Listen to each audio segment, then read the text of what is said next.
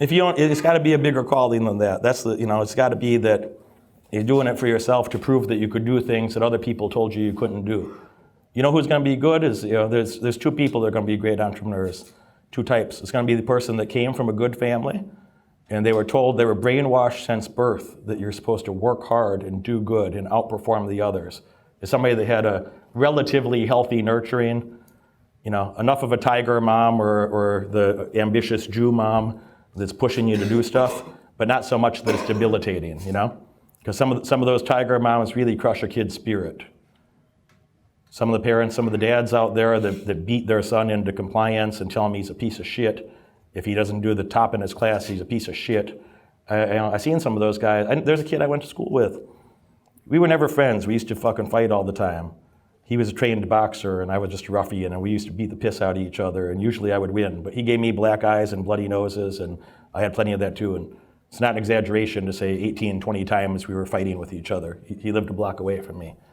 But he's a very talented athlete. And he's very good at basketball. He's very good. He's a football quarterback. He wasn't a huge guy, but very fit. Very talented at basketball. High school quarterback. When his sophomore year, he was the varsity quarterback on the senior team, Really talented guy. And his dad would take him every day after school, about 2 hours, you'd see him across the street. There was a city park. And he'd have him running laps around that park and doing push-ups and doing pull-ups, and his dad's yelling at him. And nothing he ever did was good enough. Nothing he fucking did was ever good enough. His dad is yelling at him. You see his dad fucking punch him, smack him in the head. It didn't look fun. Now, he was good at what he was doing. He was a talented athlete.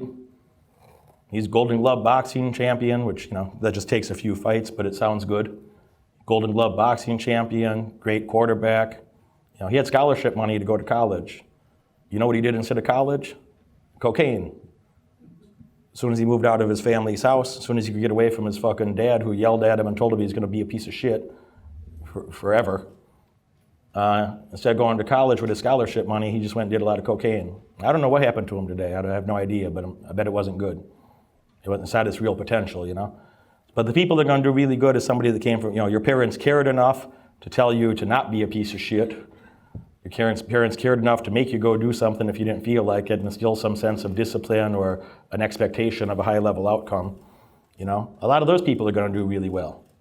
And most of them are going to be high-level business people. They're going to be high-level people in somebody else's business.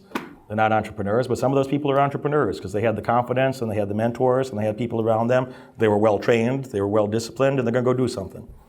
The other group of people that go make a lot of money in an entrepreneurial context is some weirdo like me. It's someone like me that was, sufficiently scared and terrified of failure and seeing failure all around them. And, there's a lot of people that come to this country. If you think of the migrants, let's talk about immigrants that come here. And, a lot of Iranian people come here, which is not a Jew's natural friend. But I know a lot of Iranians that came here, and, they either have a doctorate degree or they're running a business of some kind. There's plenty of people from around the Middle East. A lot of Indians come here. What does an Indian do? If they don't work in tech, then they run a hotel or some small business of some kind.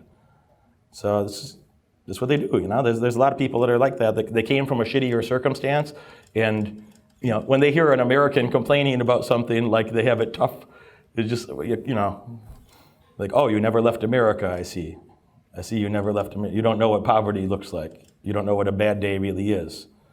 So, a person that had enough bad days and then had the opportunity to go do something, he's going to work hard. He's going to work hard because he don't want to blow the opportunity, man.